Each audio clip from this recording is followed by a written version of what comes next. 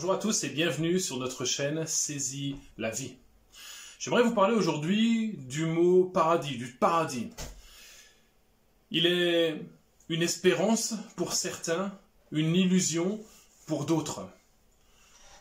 Beaucoup ont écrit, parlé, chanté sur le paradis. Ça a été l'objet de peintures, de dessins, oui, encore une fois, de chansons.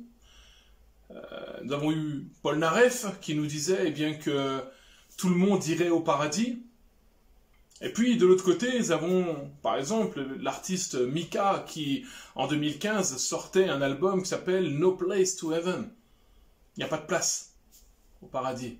D'ailleurs, il dit dans une de ses interviews qu'il ne cherche pas spécialement une place au paradis. Alors peut-être, vous aussi, vous vous posez la question: est-ce que le paradis existe vraiment? Y a-t-il une place pour moi au paradis? Comment dois-je faire peut-être pour avoir une place, pour y avoir une place? Alors, la Bible nous parle de ce paradis, et il est vrai que nous n'avons que trois textes, trois occurrences dans la parole de Dieu qui nous parlent du paradis. Une, c'est l'apôtre Paul qui nous dit qu'il a été élevé au paradis. Nous trouvons aussi Jésus qui dira dans le chapitre de Luc, dans le livre de Luc au chapitre 23, au brigand qui est crucifié à côté de lui: aujourd'hui même tu seras avec moi dans le paradis. Et je crois que c'est important puisque c'est Jésus qui parle.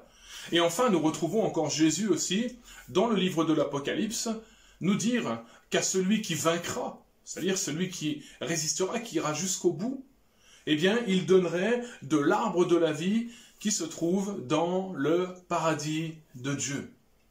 Alors voilà, la Bible nous parle du paradis. On trouve d'autres passages encore, comme en Luc chapitre 16, où nous avons ce passage qui nous parle du riche et de Lazare, c'est-à-dire le riche qui malheureusement va finir en enfer, et puis Lazare qui va finir dans ce qu'on appelle le sein d'Abraham, qui est le paradis. Il y a une vraie différence qui est faite entre le paradis et l'enfer. Ce qui m'amène à vous dire que nous avons deux choix, deux possibilités, deux destinées. Soit nous irons au paradis avec Jésus, dans le paradis de Dieu, comme il le dit dans l'Apocalypse, soit nous irons loin de ce paradis, loin de Jésus, même tout simplement, loin de Dieu, dans un endroit qui est couramment appelé l'enfer. Alors, je le disais en introduction, peut-être vous vous posez cette question de savoir, mais y a-t-il une place pour moi au paradis? Et puis, comment dois-je faire pour y accéder? Clairement, oui, il y a une place pour chacun d'entre nous. La Bible nous dit que Dieu nous a créés et que son désir profond et premier, c'est de nous avoir avec lui dans son ciel, dans son paradis. Et pour cela, pour ce faire, il nous a envoyé Jésus-Christ son Fils, comme le dit le verset central de la Bible, car il a tant aimé le monde, car Dieu a tant aimé le monde qu'il a donné son Fils unique, afin que quiconque croit en lui, en son œuvre, en son sacrifice sur la croix, ne périsse pas, mais qu'il ait la vie éternelle. Et la vie éternelle, évidemment, elle va se passer, avec Dieu dans son paradis. Donc, oui, il y a une place pour chacun d'entre nous. Jésus dira aussi d'ailleurs, je m'en vais, et il est préférable pour vous que je m'en aille au moment où il y a eu l'ascension, cette fête que nous fêtons tous les ans, même peut-être sans en connaître l'origine. Cette ascension, c'est Jésus qui remonte au ciel et qui dit à ses disciples: il est préférable pour vous que je m'en aille, afin que j'aille vous préparer une place. Afin que là où je suis, vous y soyez aussi. Et là, nous avons vraiment bien le désir de Dieu, le désir de Jésus, que ses disciples soient avec lui dans son paradis. Il y a une place pour chacun d'entre nous. Comment y accéder? Simplement en croyant en Jésus-Christ. Il a dit, Jésus, je suis la porte. Et ceux qui vont au Père passent par moi. Et donc il y a une seule issue, un seul chemin pour que nous puissions aller au paradis, c'est Jésus-Christ. Et pour ce faire, de manière concrète, il suffit simplement que nous puissions mettre notre foi, c'est-à-dire croire que Jésus a existé, que Jésus est bien mort sur la croix pour nos péchés, qu'il a porté nos fautes, qu'il nous a pardonnés. Quand nous désirons, quand nous décidons eh bien, de croire, en même temps, la Bible nous dit que cela nous amène eh bien, à demander pardon à Dieu pour nos fautes, nos péchés, et en même temps à accepter de sa part le pardon. Ce pardon qui nous ouvre la porte du ciel, qui nous ouvre la porte du paradis. Oui, si certains ont dit qu'on irait tous au paradis, je suis désolé, c'est pas ce que la Bible enseigne. En même temps, quand d'autres disent qu'il n'y a pas de place au paradis, eh bien, ce n'est pas non plus ce que la Bible enseigne. Cher ami qui regarde cette vidéo, je voudrais juste te dire qu'il y a une place pour toi au paradis. Et même peut-être, si tu as fait beaucoup de choses mauvaises à ton regard, même s'il te semble qu'il est trop tard, même si tu penses ne pas avoir une place, eh bien, Dieu te dit clairement aujourd'hui, et je t'invite d'ailleurs à lire la Bible pour ça, Dieu te dit clairement aujourd'hui eh bien qu'il y a une place, qu'il t'a préparé une place et qu'il te veut avec lui, qu'il te veut auprès de lui.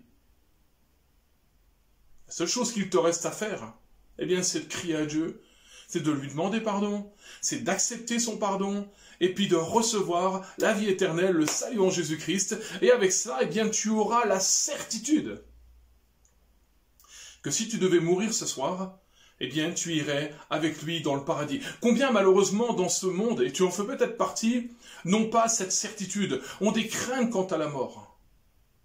Je le redis avec force, tu peux avoir cette certitude ce soir, eh bien que si toutefois tu devais t'en aller, si tu devais mourir, ou si Jésus devait revenir, comme la Bible enseigne, eh bien, tu serais avec lui dans le paradis.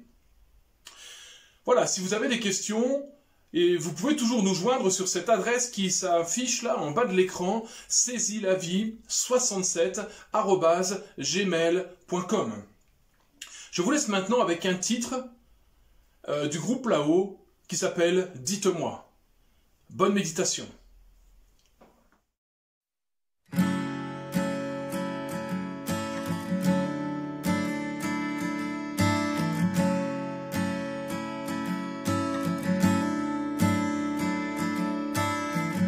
Je referme la grille du jardin. Il est 20h ce soir. Les filles nous attendent un peu plus loin. On prend la voiture, on démarre. Je me suis fait beau dans la salle de bain. Je me suis pris la tête avec mes parents.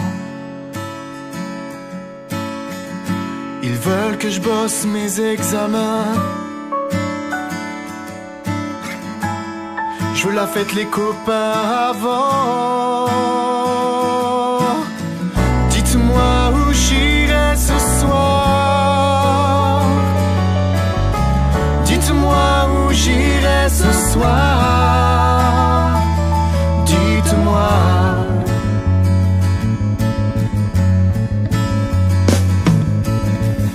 Le pasteur m'avait souvent parlé,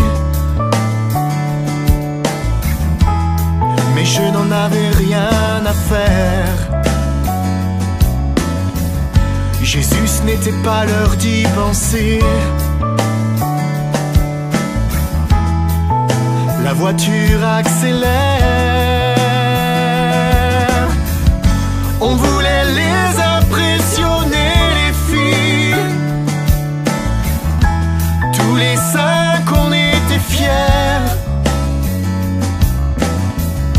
On avait un peu fumé aussi. La vie sans ça, c'est un enfer. Dites-moi où j'irai ce soir.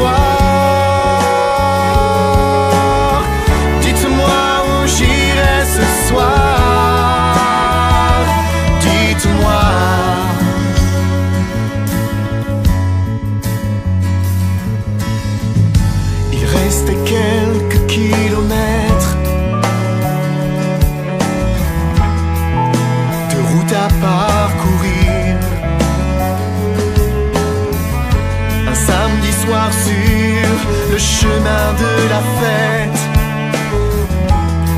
dans l'insouciance et les rires. Dites-moi où j'irai ce soir. Dites-moi où j'irai ce soir. Dites-moi.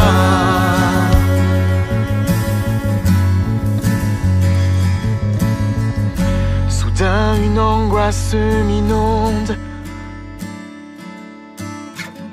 Ma vie défile quelques secondes.